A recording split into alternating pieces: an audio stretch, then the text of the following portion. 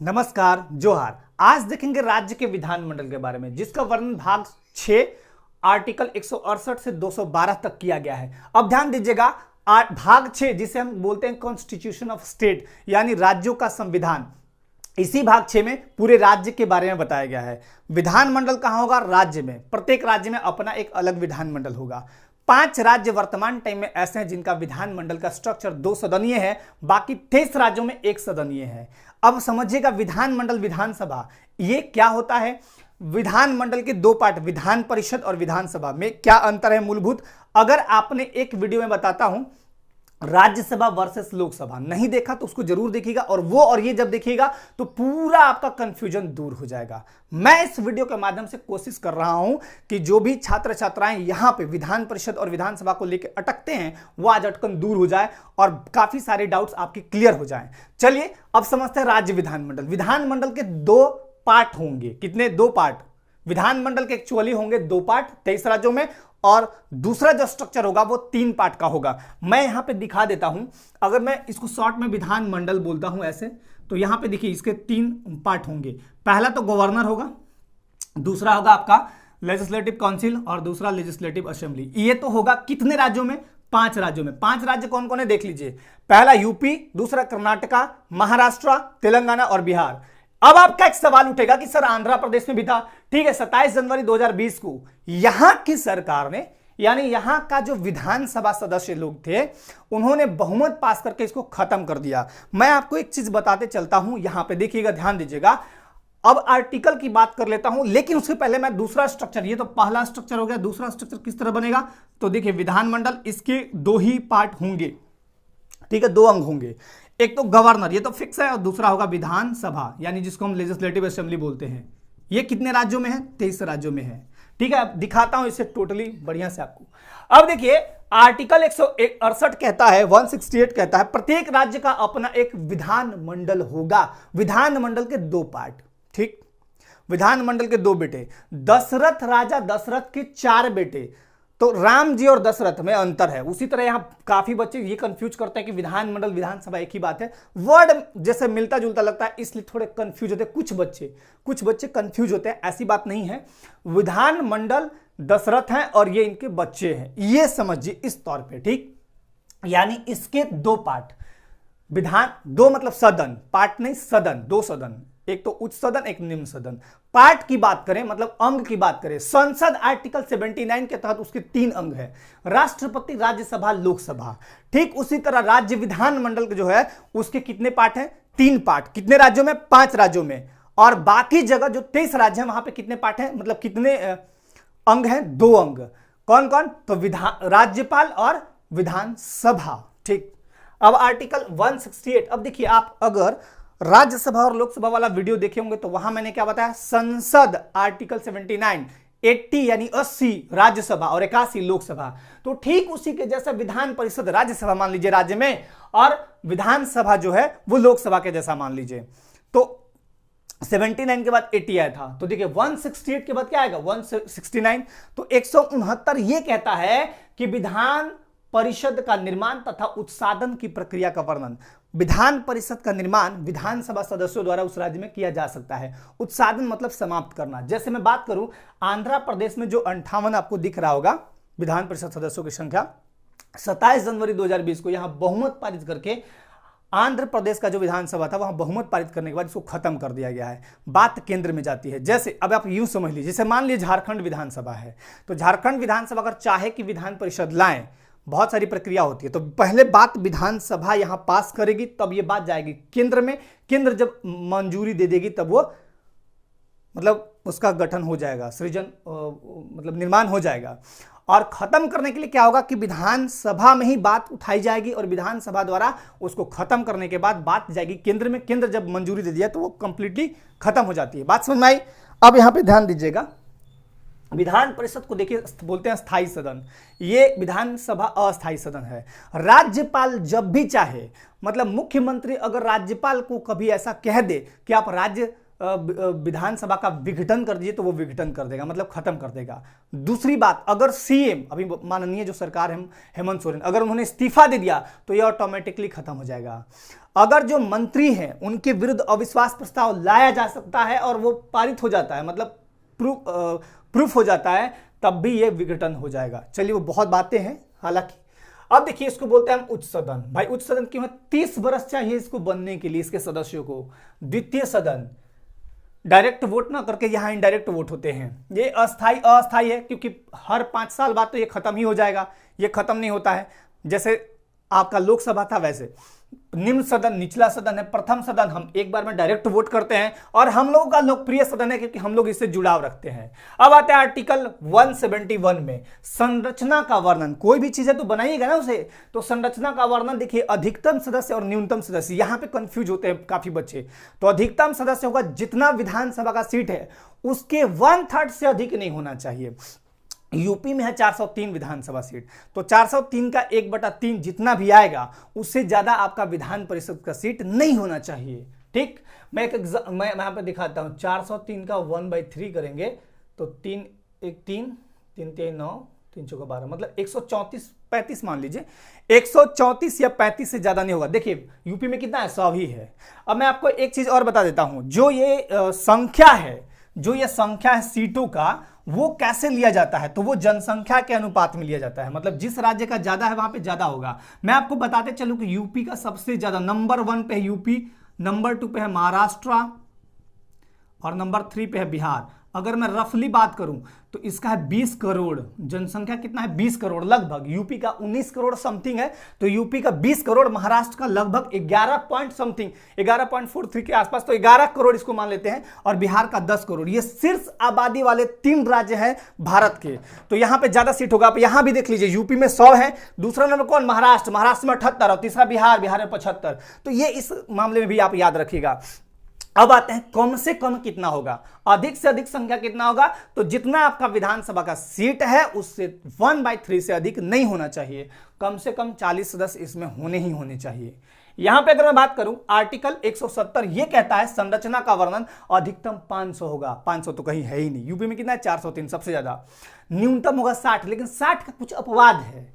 Article 371 के तहत 60 के कुछ अपवाद भी हैं। जैसे गोवा मिजोरम में बात करें 40 सीट ही है। गोवा एक स्टेट है, सबसे छोटा भारत का राज्य। मिजोरम में 40, नागालैंड और अरुणाचल, नागालैंड में भी कम था, और अरुणाचल में तो 40 सीट था, लेकिन अभी जो 2019 में इलेक्शन हुआ उसमें 60 सीट हो गया। तो चलिए लगभग ये न्यूनतम वाला रखता है क्राइटेरिया।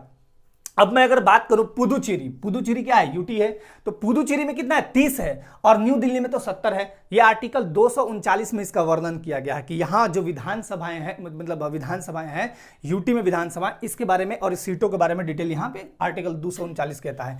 जम्मू कश्मीर विधानसभा में 114 सीट है, यानी यह 28 राज्य और 3 यूटी में है विधानसभा, और विधान परिषद केवल अभी वर्तमान टाइम में देखें तो 5 राज्यों में ही है। अब आते हैं सर्वाधिक सीट यूपी में है, ये याद कर लीजिएगा।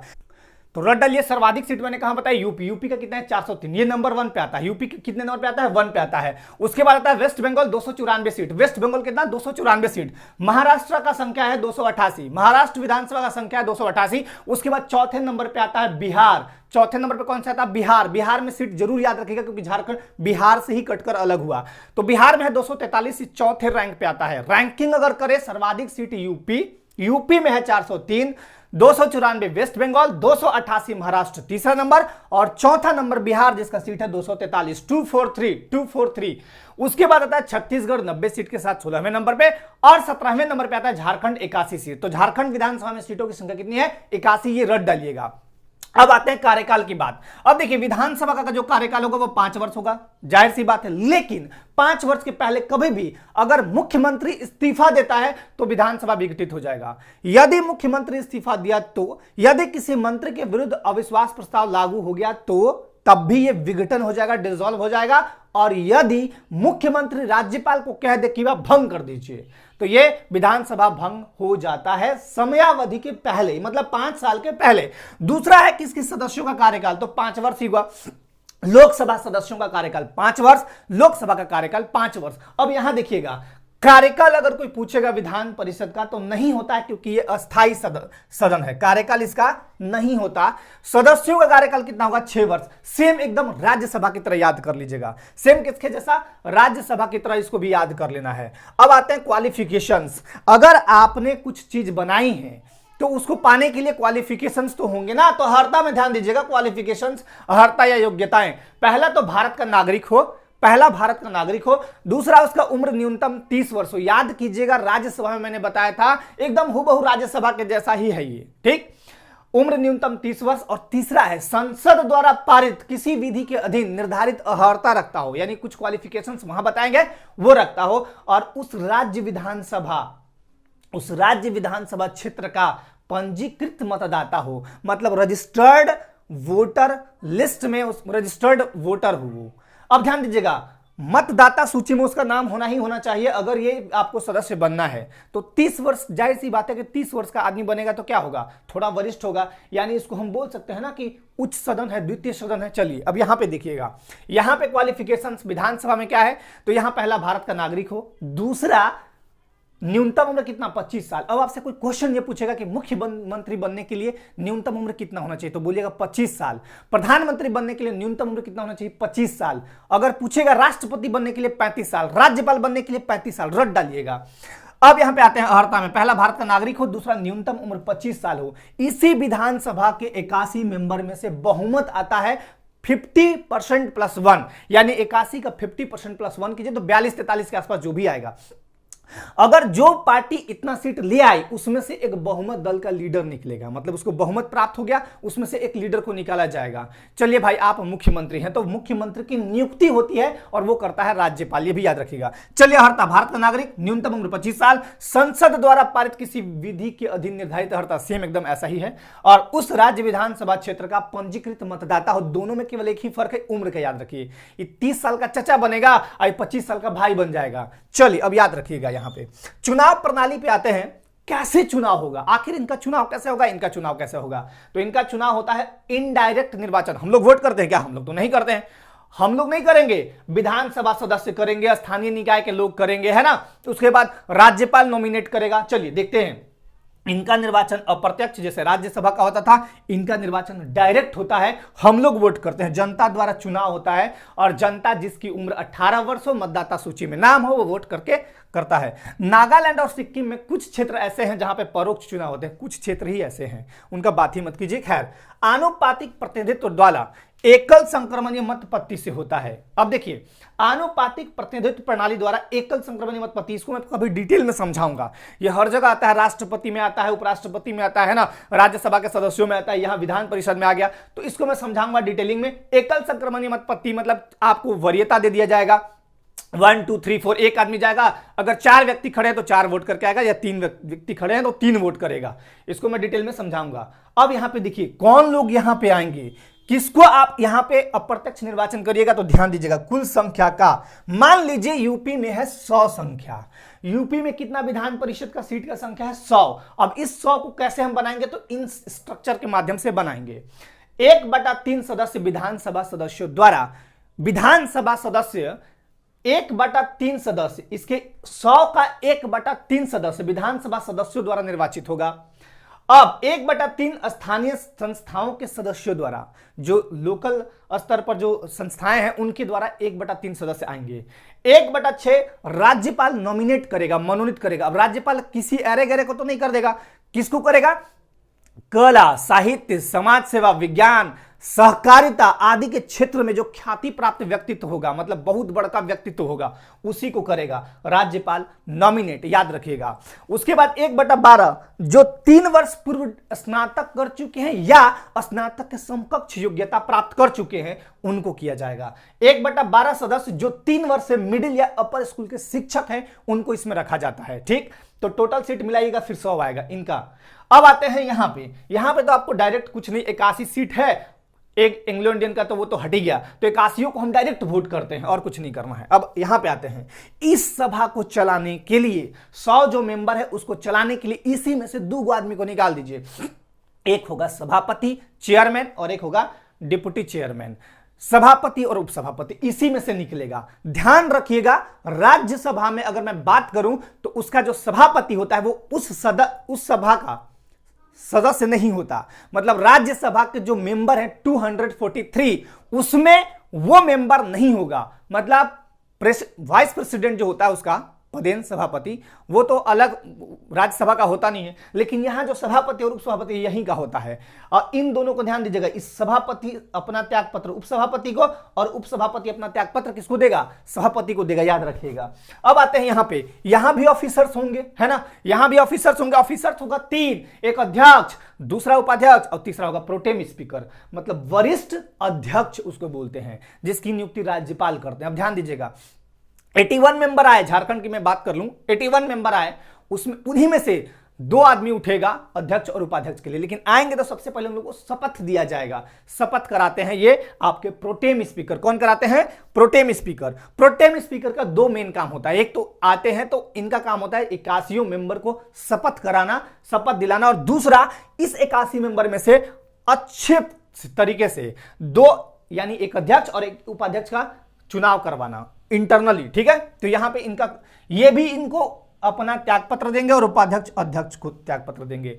इनका काम क्या होता है? सभा को संचालित करना। अगर ये इस्तीफा दे दिए या इन पे महाभियोग लग गया, मतलब ये अविश्वास प्रस्ताव लाया गया, तो फिर उपाध्यक्ष अध्यक्ष का काम करता है। ठीक वैसे यहां भी सभापति इसको संभालता है, अगर ये इस्तीफा देता है तो उपसभापति इसके जगह काम करता है। चलिए अब आगे बात करते हैं। अब आते हैं सदस्यता समाप्ति कैसे होगा। मान लीजिए कोई मेंबर है विधान परिषद या विधानसभा का, तो इसका सदस्यता जाएगा कैसे? पहला चीज याद रखिएगा, 60 दिन लगातार अगर उस सदन से अनुपस्थित है बिना बताए अध्यक्ष या सभापति को, तो गया काम से। अध्यक्ष या सभापति, मैं दोनों की बात कर रहा हूं, दोनों सेम ही कंडीशन है, यहां भी इसका भी सेम है, इसका भी सेम है, तो मैं बात कर रहा हूं कॉमन। यदि 60 दिन तक लगातार बिना बताए कोई भी सदस्य अध्यक्ष या सभापति के अनुपस्थित रहता है, तो सभापति या अध्यक्ष चाहे तो उसको हटा सकता है। मैं बात कर रहा हूं यहां की, अगर यहां सभापति से बिना पूछे गायब हो गए आप 60 दिन तक, तो सभापति चाहेगा तो आपको हटा सकता है, पहला। दूसरा, सभापति को त्यागपत्र दे दीजिए, है ना, सभापति को त्यागपत्र दे दीजिए, खत्म कहानी। तीसरा, राष्ट्रपति, उपराष्ट्रपति या राज्यपाल आपको बना दिया जाए। मान लीजिए आप राष्ट्रपति, उपराष्ट्रपति या राज्यपाल बन गए, तब भी आपका पद खाली हो जाएगा। न्यायालय द्वारा वोटिंग ही अवैध कर दिया जाए, मतलब न्यायालय द्वारा जो चुनाव हुआ था वही इनवैलिड कर दिया जाए, तो भी आप सदस्य नहीं है। और संविधान की निर्भरताओं का भागी हो, पागल दिवालिया हो, या फिर दल बदल कानून को तोड़ा हो, बहुत तरह की बातें उसमें होती है, वो सेम एकदम यहां भी वही लागू होता है कंडीशन, ठीक। अब आते हैं धन विधेयक। आर्टिकल 200 में वर्णित है धन विधेयक। अब धन विधेयक केवल विधानसभा में पेश होगा, केवल धन विधेयक विधानसभा में पेश होगा। ठीक वही समझिए, राज्यसभा का काम यह होता था कि धन विधेयक को देखा, 14 दिन के भीतर लौटा दिया। मनी बिल मान लीजिए आया, मान लीजिए कोई एक मनी बिल यहां पे आया, कौन? अध्यक्ष उसकी पहचान करेगा। मनी बिल जब भी आएगा वो विधानसभा में आएगा, पहचान कौन करेगा? अध्यक्ष। और ये फॉर्मेलिटी के लिए 14 दिन, मतलब ये भेजा जाता है यहां देखने के लिए, चलो भाई देख लो। अगर ये उस पीरियड में 14 दिन के भीतर अगर कुछ संशोधन करना चाहते हो या कुछ ऐसा बदलाव चाहते हो तो वो करके यहां पे देंगे। लेकिन सर्वे सर्वा ये है, वो मानना चाहे अध्यक्ष यहां के तो मानेंगे, नहीं चाहेंगे तो नहीं मानेंगे। अगर ये 14 दिन, मतलब 14 दिन से ज्यादा मटिया दिए, नहीं दिए, तो ये ऑटोमेटिकली यहां पारित हो जाता है। ये याद ये रखिएगा, धन विधेयक में पावरफुल ये है। और दूसरी 2-3 इंपॉर्टेंट फैक्ट याद रखिएगा। 84वां संविधान संशोधन विधेयक 2001, इसके तहत यह कहा गया है कि 2026 तक ना तो विधानसभा ना लोकसभा के सीटों में कोई परिवर्तन होगा। तो 2021 चल रहा है, 26 तक, ठीक। अभी एक चुनाव और हो जाएगा। लोकसभा और विधानसभा की सीट जैसी है वैसी ही रहेगी। झारखंड में 81 है तो 81 रहेगा, कितना डिमांड उठेगा अभी कुछ नहीं होने वाला है। दूसरा, 42वां संविधान संशोधन हुआ था 1976 में। 1976 में 42वां संविधान संशोधन हुआ, जिसे हम कहते हैं मिनी कॉन्स्टिट्यूशन, लघु संविधान। इसमें बहुत सारा चेंजिंग हुआ था। तो इसके माध्यम से यह कहा गया कि विधानसभा की अवधि 5 से बढ़ाकर 6 कर दिया जाए।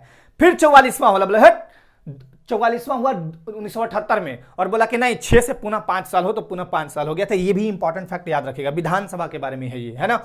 अच्छा, विभिन्न परिस्थितियों में, जैसे भी कोविड का दौर है या कुछ ऐसा हो गया, आर्टिकल 352 लागू हो गया। राष्ट्रीय आपातकाल पूरे देश में लागू हो सकता है या देश के किसी एक क्षेत्र में भी लागू हो सकता है, प्रेसिडेंट पे निर्भर करता है। तो उस अवधि में विधानसभा का कार्यकाल एक बार में 1 वर्ष तक बढ़ाई जा सकती है। मतलब एक बार आप विधानसभा की अवधि 1 साल के लिए बढ़ा सकते हैं, फिर बढ़ाना हो तो फिर बढ़ा सकते हैं, लेकिन एक बार में 1 साल ही बढ़ता है। ठीक है, तो विधानसभा और विधान परिषद में ये कॉमन जो आपके डिफरेंसेस थे वो मैं बताया आपको।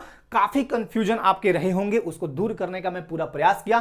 फिर भी अगर आपको लगता है कि इसमें कुछ छूटा या कुछ ऐसा आपको लगे कि हमारा कंफ्यूजन रह ही गया, तो आपके कमेंट सादर आमंत्रित हैं। ओके, तो चलिए इस वीडियो के माध्यम से आप इस चीज को सीखिएगा। और एक वीडियो और है राज्यसभा वर्सेस लोकसभा, वो भी देखिएगा ताकि दोनों बहुत अच्छे से आपके दिमाग में आ जाए। तो आज के लिए बहुत बहुत धन्यवाद। जय हिंद।